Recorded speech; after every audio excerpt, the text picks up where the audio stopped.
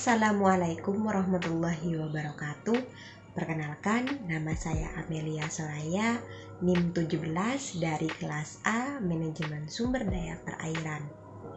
Di sini saya ingin membuat video untuk memenuhi tugas mata kuliah biologi laut tentang jenis biota plankton yang ada di perairan epipelagis.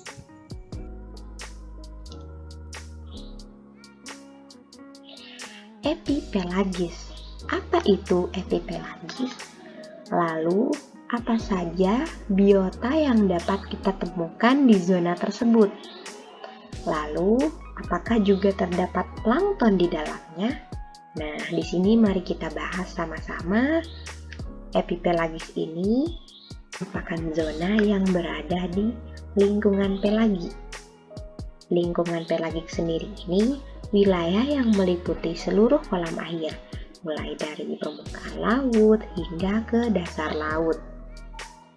Lingkungan pelagik ini dibedakan menjadi dua zona secara horizontal, yaitu zona neritik dan zona oseanik. Nah, epipelagis ini merupakan zona oseanik. Epipelagis ini juga bisa disebut sebagai zona fotik karena pada zona ini masih tembus cahaya matahari, jadi masih dapat dilihat oleh mata kita. Nah, zona epipelagis ini berada di kedalaman hingga 200 meter. Zona ini juga bisa disebut sebagai zona laut dangkal. Zona epipelagis, zona ini sangat mendukung autotrof untuk melakukan fotosintesis. Dan juga zona epipelagis ini terdapat macam biota yang ada di dalamnya. Salah satunya yang kita kenal yaitu plankton, bentos, dan nekton. Nah, bisa kita lihat pada gambar zona oseanik itu ada 5 zona, yaitu yang paling atas yaitu zona permukaan yang kita bahas pada kali ini, yaitu epipelagic zone yang terdapat yang kedalaman itu 200 meter. Yang kedua, di bawah epipelagik itu ada terdapat mesopelagi yang kedalamannya 1000 meter. Di bawahnya lagi terdapat bathypelagic zone yang kedalamannya 4000 meter. Lalu ada abyssopelagic zone kedalamannya hingga 6000 meter, dan yang paling bawah sendiri itu ada hadopelagic zone yang kedalamannya hingga 10.000 meter. Bayangkan tuh betapa gelapnya zona yang ada di laut dalam. Jadi yang kita bahas pada kali ini yaitu epipelagic zone, zona yang masih tembus cahaya sehingga banyak biota plankton yang tumbuh di dalamnya, yang hidup di dalamnya. Salah satunya yaitu plankton. Plankton ini merupakan biota yang sangat banyak sekali dan terpadat di laut. Karena plankton ini memiliki peranan penting dalam ekosistem bahari. Ukuran plankton ini pada umumnya itu berkisar antara 2 sampai 200 mikrometer. 1 mikrometernya ini memiliki nilai 0,001 mm. Jadi sangat kecil sekali sehingga kita tidak dapat melihatnya dengan mata telanjang. Harus menggunakan mikroskop. Nah, macam-macam plankton apa saja? Banyak sekali jika kita lihat berdasarkan fungsi, ukuran, daur, hidupnya dan juga sebarannya ini banyak sekali plankton. Namun yang dapat kita temukan salah satunya yaitu fitoplankton yang berupa tumbuhan dan zooplankton yang berupa hewan.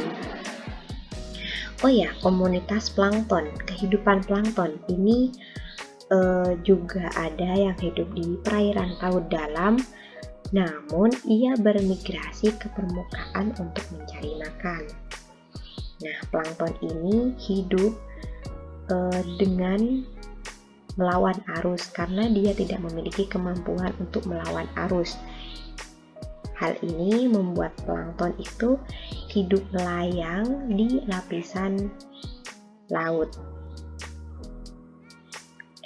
Nah, plankton yang dapat kita temukan di zona epipelagis yaitu fitoplankton. Fitoplankton ini mempunyai kemampuan berfotosintesis, yakni menyadap energi surya menjadi bahan organik dari bahan organik menjadi organik, dari bahan anorganik menjadi organik. Semua jenis nekton dan bentos seperti udang, cumi-cumi, paus yang berukuran besar itu bergantung kepada fitoplankton baik secara langsung atau tidak langsung melalui rantai makanan. Terus yang kedua, plankton yang hidup di permukaan ada zooplankton.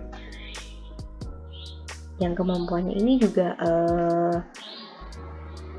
terbatas mengikuti arus laut. Nah, zooplankton ini ada pula yang bermigrasi, hidupnya bermigrasi vertikal harian dari dalam laut dalam ke permukaan. Oh iya, hampir semua hewan yang berenang bebas atau nekton ataupun hidup di dasar laut bentos itu awalnya dari telur atau larva, masih ketika dia masih berupa telur atau larva, mereka itu menjalani kehidupannya sebagai zooplankton. Jadi zooplankton ini juga berupa telur atau larva dari bentos atau nekton, seperti itu. Nah, biota-biota yang dapat kita temukan di zona epipelagis itu sangat banyak. Salah satunya biota yang merupakan sumber daya perikanan dengan nilai tinggi yaitu ikan tuna, ikan tongkol, ikan cakalang, hiu, ikan lemuru, dan ikan jenis pelagis lainnya. Meskipun mereka hanya mencakup 3% dari seluruh volume air laut. Nah, estimasi pendapatan, potensi produksi, dan pemanfaatan ikan pelagis ini di Laut Arafura pada tahun 1997 itu mencapai 33.400 ton per tahun dengan tingkat pengusahaan sebesar 7,13% dari potensi lestari 4.068.660 ton per tahun. Bayangkan betapa banyaknya biota-biota yang dimanfaatkan dan diproduksi yang ada di Laut Arafura. Nah, salah satunya biota yang memiliki nilai khasiat dan jual yang tinggi yaitu ikan tuna. Ikan tuna ini tumbuh atau hidup di zona epipelagis dengan kedalaman sampai 50 meter dengan mendiami suhu sebesar 18 hingga 29 derajat Celcius. Hasil tangkapan ikan tokol atau bisa disebut Eotenus affinis ini dipengaruhi oleh klorofil A. Klorofil A merupakan parameter air yang menunjukkan bahwa perairan terdapat produktivitas primer berupa terbentuknya rangkaian rantai mulai dari fitoplankton yang merupakan sumber makanan ikan kecil, ikan pelagis kecil yang kemudian menjadi makanan ikan tongkol, seperti itu. Nah, biota-biota yang tumbuh dan hidup di zona epipelagis ini pastinya dipengaruhi oleh gelombang besar, arus, terang bulan, dan suhu permukaan laut. Jadi, harus benar-benar melihat salinitas suhu yang ada di perairan permukaan laut itu tersebut.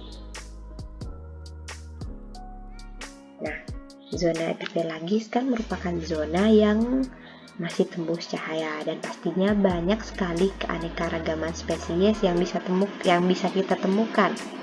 Di antaranya ada tenggiri, lemadang juga, terus ikan tubuk, ikan setuhuk biru, setuhuk loreng, dan lain-lain semacamnya.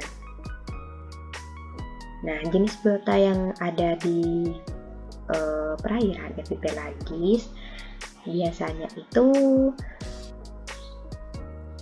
memang besar. Zona epipelagis ini biota-biotanya itu merupakan biota terbanyak yang ada di lingkungan pelagik. Rata-rata ikan pelagik kecil merupakan sumber makanan bagi ikan-ikan di dasar perairan, seperti itu. Nah, mungkin hanya ini yang dapat saya sampaikan. Kurang dan lebihnya mohon maaf. Sekian, terima kasih. Wassalamualaikum warahmatullahi wabarakatuh.